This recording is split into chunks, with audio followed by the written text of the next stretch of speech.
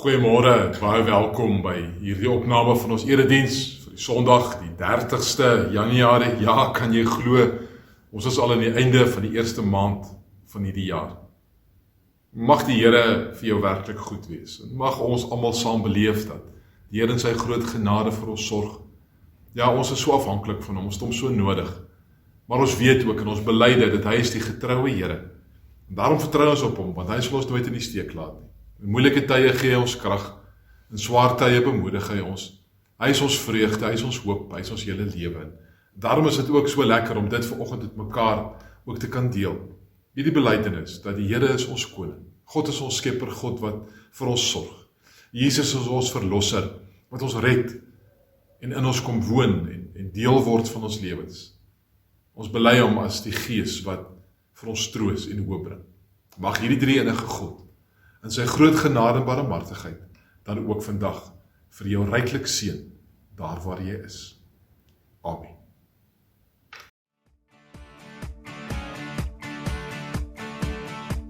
Jy kan die storms nie beheer nie, jy kan die sonlig nooit verdoof, jy kan die branders nie beteel nie, of beveel om op te kloof. Kan die vis en brood vir mense nie vermeerder, of op water loop, ons dien 'n God van wonder. Jy kan die blinde nie laat sien nie, of verlandes weer laat loop, jy kan die doofes nie laat hoor nie, of kan jy siekes dalk genees. Kan 'n hart van klip nie breek met al jou woorde. Ons Here kan, ons dien 'n God van wonder. As ek in die aand na die sterre kyk, en ek sien die maan wat helder skyn, dan weet ek as die oggend breek, is dit weer 'n nuwe wonder. So gaan elke dag by ons verby, met soveel wat gebeur om jou en my. My Here lief, ons dien 'n God van wonder. Ek kan die wentelbane vashou, ek kan die sterre laat verskiet, ek kan die lewe wat en vorm in 'n lewe hou die kosmos in die holte van sy hande. Here doen, ons dien 'n God van wonder. As ek in die aand na die sterre kyk, en ek sien die maan wat helder skyn, dan weet ek as die oggend breek, is dit weer 'n nuwe wonder. So gaan elke dag by ons verby, met soveel wat gebeur om jou en my. My Here lief, ons dien 'n God van wonder. Ons gaan vanoggend dieselfde gedeelte lees as wat ons verlede Sondag gelees het, maar hierdie keer met die klem op die tweede deel van hierdie verhaal van Lukas 4 van vers 14 tot 30. Maar voordat ons lees, kom ons vra dat die Here ook vir ons sal seën, as ons nou sy woord gaan lees. Here, u woord is die lig vir ons pad en die lamp vir ons voete. U woord is vir ons die rigtingwyser. U woord is vir ons die spieël waarin ons onsself en vir u ontdek. U woord is die bron waaruit ons groei en leef.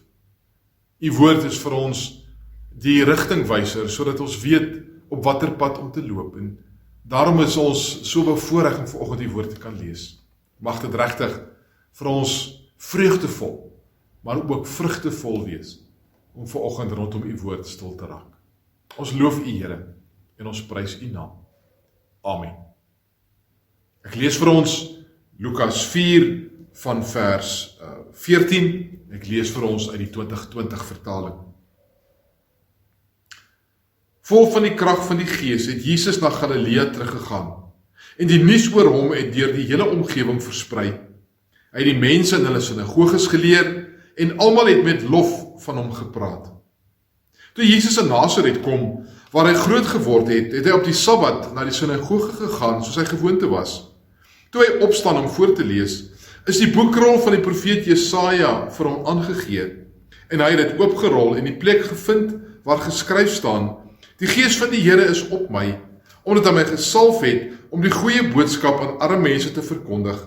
Hy het my gestuur om vir gevangenes aan te kondig dat hulle vrygelaat sal word, en vir blindes dat hulle weer sal sien, om onderdruktes te bevry en om die genadejaar van die Here aan te kondig. Hierna het Jesus die boekrol opgerol en dit aan die amptenaar teruggegee en gaan sit. Almal in die sinagoge se oë was stip op hom gerig.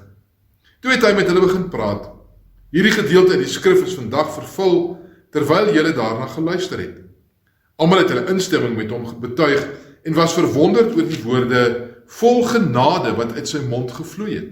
En hulle het gesê: Is hy dan nie die seun van Josef nie? Toe sê Jesus vir hulle: Julle sal seker die spreekwoord aan my wil voorhou: Geneesheer, genees jouself. Ons het gehoor van alles wat in Kapernaum gebeur het. Doen daardie dinge nou hier in jou tuisdorp. Hy het gesê: Amen, ek sê vir julle, geen profeet is welkom in sy tuisdorp nie. En wat ek vir julle sê is die waarheid. In Elia se tyd, toe die hemel vir 3 jaar en 6 maande gesluit gebly en 'n groot hongersnood in die land geheers het, was daar baie weduwees in Israel. Tog is Elia nie na een van hulle gestuur nie, maar wel na 'n weduwee in Sarfat in die omgewing van Sidon. Daar was ook in die tyd van die profeet Elisa baie melaatses in Israel. Tog is nie een van hulle gereinig nie, maar wel Naaman die Siriër. Toe hulle hierdie dinge hoor, het almal in die sinagoge woedend geword. Hulle het opgespring en hom uit die dorp gedryf, en hulle het hom geneem tot op die rand van die berg waarop hulle dorp gebou was, om hom daar af te gooi. Maar hy het tussen hulle deurgeloop en weggegaan. Ek lees vir ons eers net tot daar.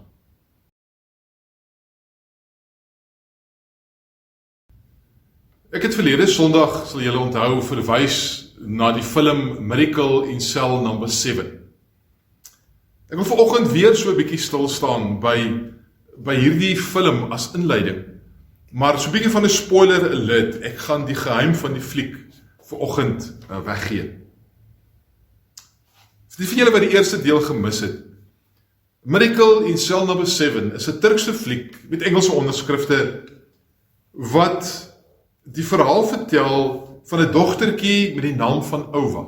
Ova was omtrent so in graad 1 en sy het gewoon saam met haar verstandelik gestremde pa, Memos, by hulle ouma, in 'n dorpie ergens op die Turkse platteland. Memos, Ova se pa, word valslik beskuldig van die moord op 'n hooggeplaaste militêre amptenaar se dogter.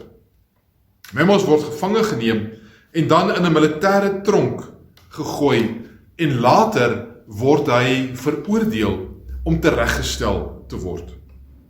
Die kinkel in die storie is dat daar 'n getuie was van wat werklik gebeur het. Daar was iemand wat gesien het dat die dogtertjie se dood eintlik 'n ongeluk was, dat sy gegly het en geval het en toe verdrink het, en dat dit nie Memos se skuld was dat sy dood was nie. Die militêre amptenaar wou dit egter nie aanvaar nie en maak op 'n baie subtiele manier dan ook hierdie getuie dood, sodat iemand net veroordeel moet word vir die dood van sy dogtertjie. In sel nommer 7, waar Memos dan ook op die ouende beland, was daar 'n klomp gevangenes gewees. Onder hulle was daar 'n ouer man met die naam van Josef. Josef sit die heel dag op sy bed en hy sit en staar na 'n merk, 'n kol wat daar op die selmuur was. Net Ova, wanneer sy op 'n stadium skelmpies in die tronksel ingesmokkel word deur die gevangenes en die tronkbewaarders, en sy by Josef kom en sien waarna hy kyk, herken dit waarna hy kyk, en sy vra vir hom uit, maar hoekom kyk hy na die boom teen die muur? Eerste keer wat iemand regtig verstaan van waarna Josef staar. En dan gee die film so met verloop vir jou die geheim. dat Josef was verantwoordelik vir die dood van sy eie dogter.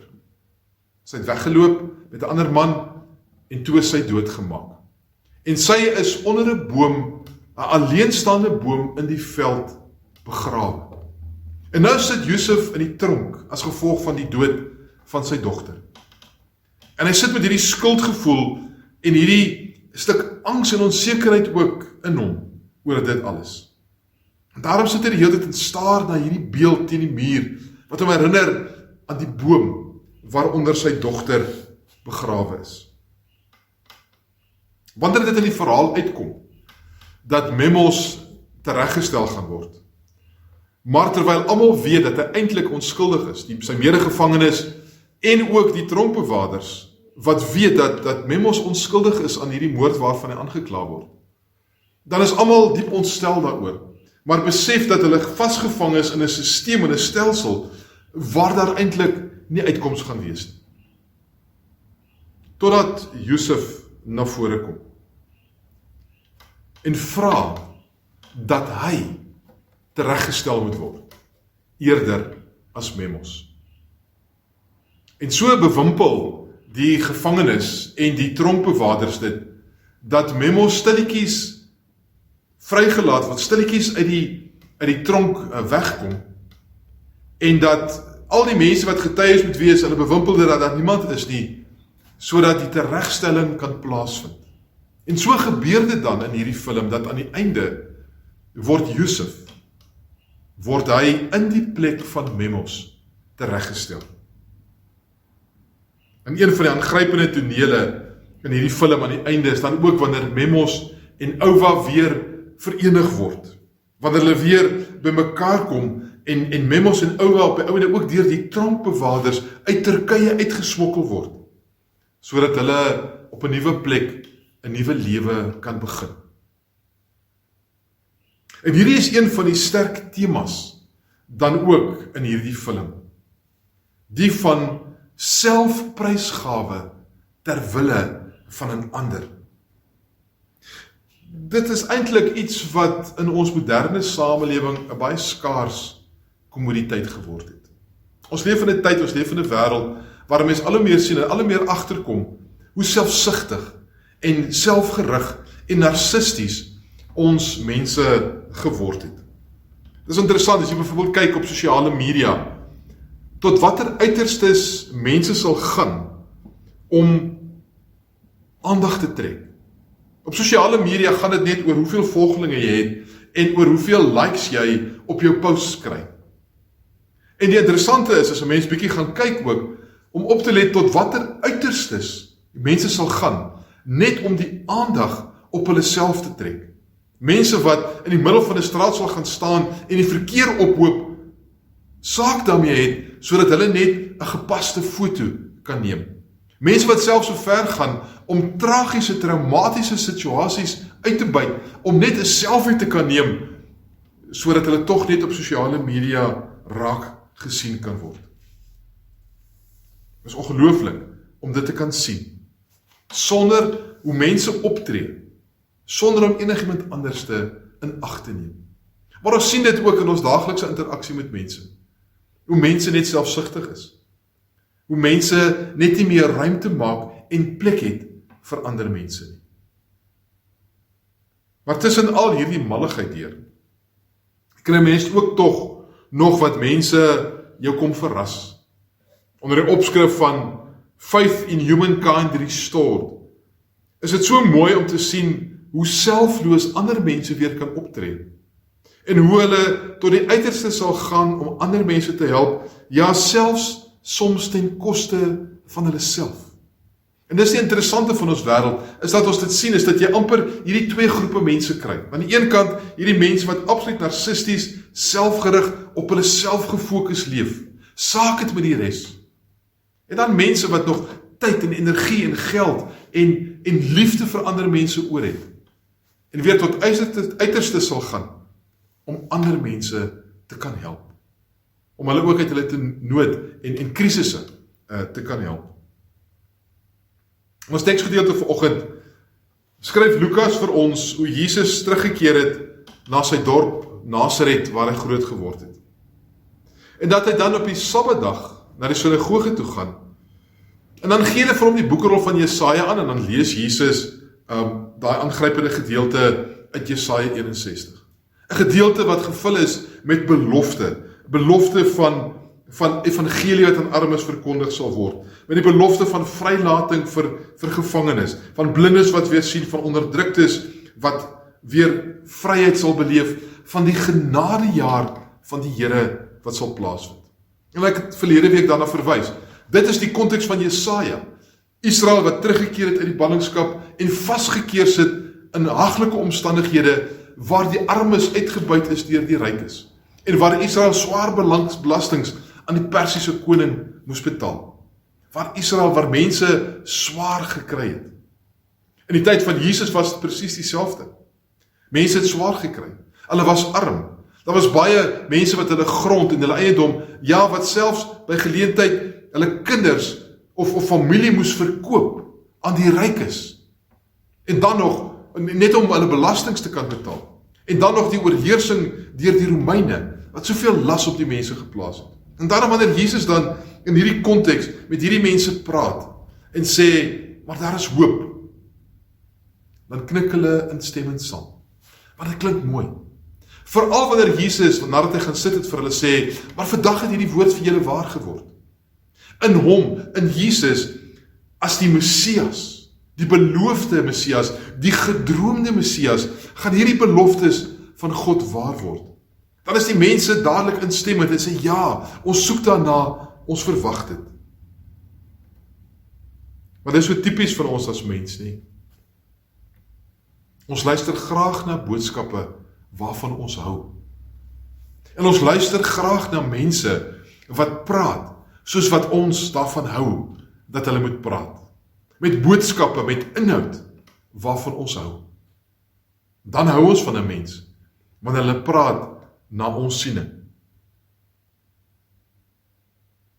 Maar dan is dit verstommend, as 'n mens die verhaal verder lees.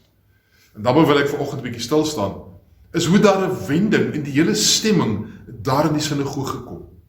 Waar daar in een oomblik hoop en dankbaarheid was en 'n stuk opgewondenheid en verwondering oor Jesus wat homself as die Messias verklaar, is die volgende oomblik die mense vir Jesus so kwaad dat hulle hom nie net uit die sinagoge wil weggooi nie net uit die dorp wil wegjaag nie, maar dat hulle hom letterlik van 'n kraans wil afgooi. Wat het gebeur? Ek dink die eerste rede hoekom die mense so ontsteld was, lê in die woorde van Jesus, waar Jesus twee beelde gebruik. Die eerste is die van Elia, wat tydens 'n droogte tyd, 'n hongersnoodtyd, by 'n heidense vrou, by die weduwee van Sarfat, 'n heenkome gevind het, by 'n heidense mens.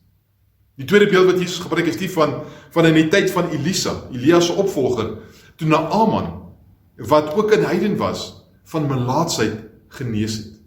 En wanneer Jesus hierdie twee beelde gebruik, dan is die mense onmiddellik ontsteld. Hoekom? Want hulle snap onmiddellik wat Jesus sê.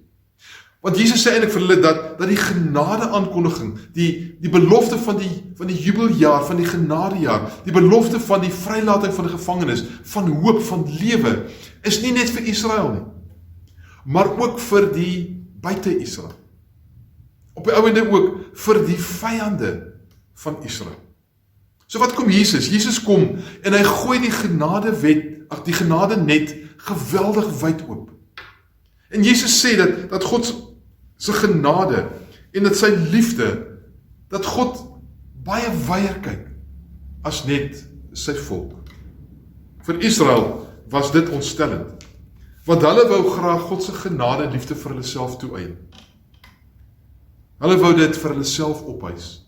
En daar was dan nie vir hulle plek en in hulle denke oor God se genade plek om te dink dat ook ander mense God se genade en liefde kon ontvang nie. Maar daar is ook 'n tweede rede hoekom die mense so ontsteld was. Wanneer Jesus uit Jesaja 61 lees, dan is dit opvallend dat Jesus in sy voorlesing uit Jesaja 61 vers 2 letterlik in die middel van die sin ophou moet lees. As ons dit gaan lees in die Ou Testament, dan staan daar, Jesus het gelees, tot by, om die genadejaar van die Here aan te kondig. En dan stop hy daar. Maar daar is ook 'n tweede deel aan daardie vers wat Jesus nie lees nie, en dit lui, die dag waarop ons God sy vyande straf. En onmiddellik is die mense ontstel, want hoekom hou Jesus daarop? Hoekom praat hy van die genadejaar, maar hoekom praat hy nie oor die vyande van God nie? Hoekom praat hy nie oor die Romeine wat verdelg gaan word nie? En onmiddellik is hulle vir hom kwaad, omdat Jesus die genade so wyd oopgooi vir alle mense. Hiermee skort Jesus eintlik God se oordeel op. Kom gee Jesus 'n nuwe perspektief op God se genade. Dat God se genade vir alle mense is.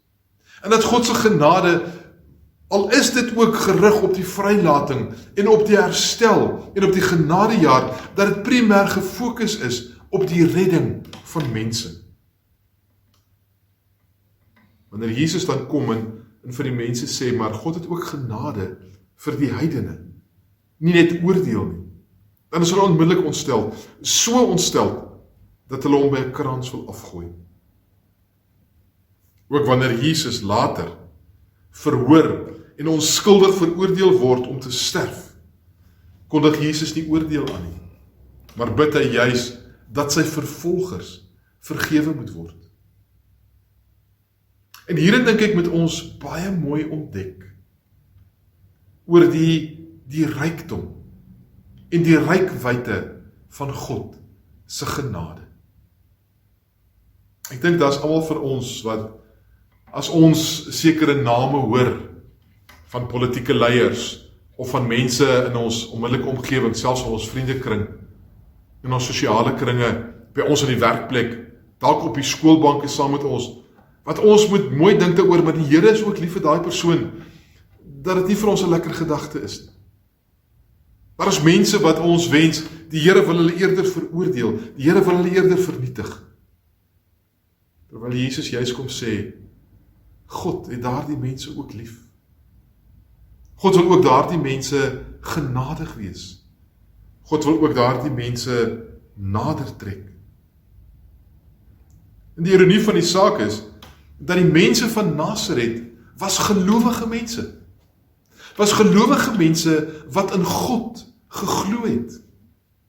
Wat aan God vasgehou het, wat sy genade en sy liefde vir hulle wou hê, en wat daarin geglo het en daarin vasgehou het. Gelowige mense, wat nie die genade wou deel nie.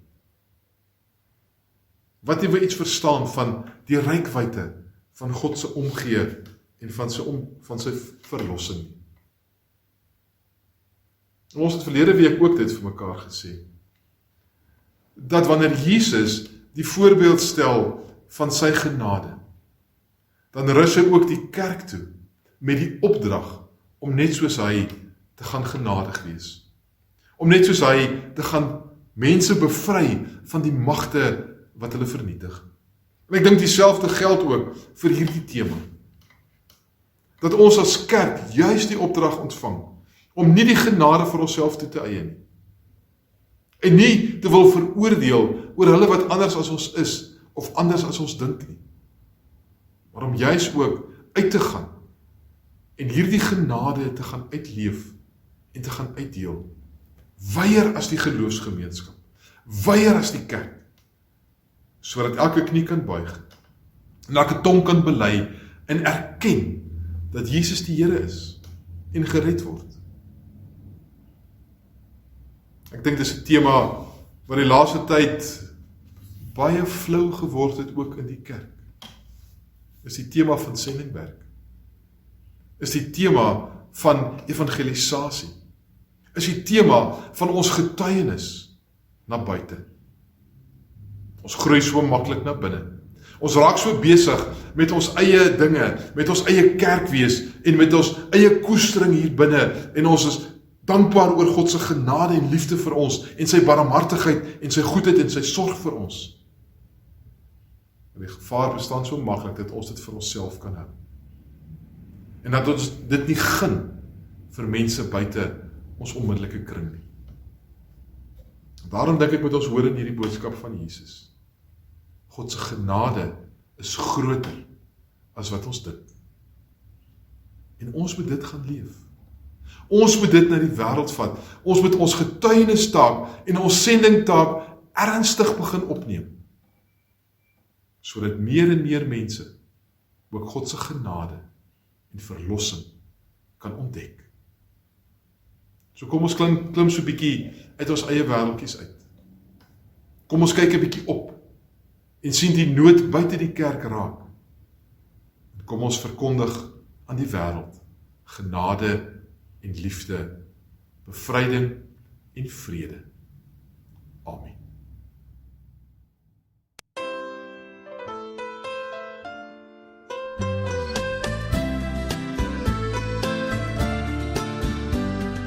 Dankie vir hierdie skone môre, dankie vir hierdie nuwe dag. Dankie dat U oor my gewaak het deur die donker nag. Dankie vir al die goeie vriende, dankie vir elke boom en boom.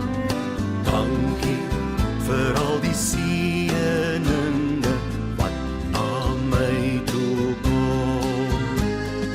Dankie vir elke kinderlaggie, dankie vir elke sonnestraal. Dankie dat ek my weg terugvind waar ek ook al dwaal. Dankie vir vlaktes en vir berge, dankie vir elke silwerstroom. Dankie vir al ons ideale, elke goue droom. Dankie vir al die goeie vriende, dankie vir elke boom en blom. Dankie vir al die seëninge wat na my toe kom. Dankie vir hierdie skone môre, dankie vir hierdie nuwe dag. Dankie dat U oor my gewaak het deur die donker nag. Dankie dat U oor my gewaak het deur die donker nag.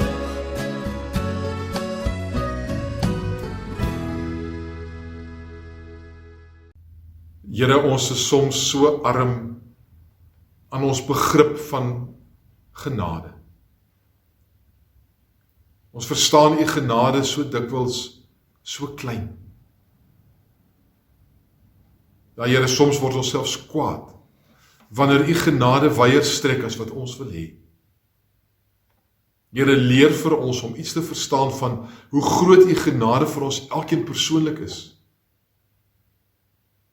Dat ons dit eintlik ook glad nie verdien nie. Sodat ons kan gaan na die wêreld en genade kan gaan deel. Help ons, Here, om as gemeente te wees wat die genade van Christus wyd oopgooi, sodat meer en meer mense U kan ken en gered kan word. Dit bid ons in die naam van Jesus. Amen.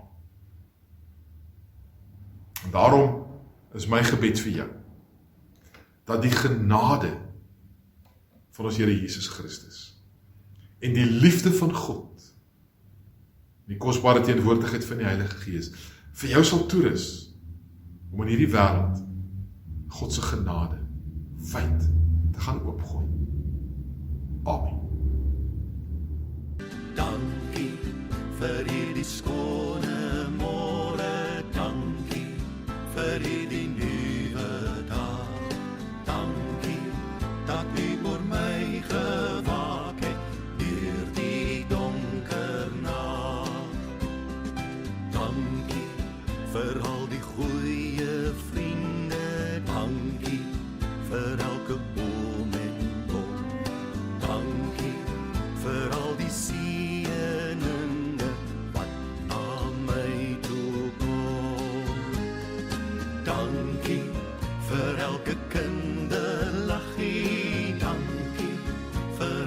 sonnestraal. Dankie dat ek my weg terugvind waar ek ook al dwaal.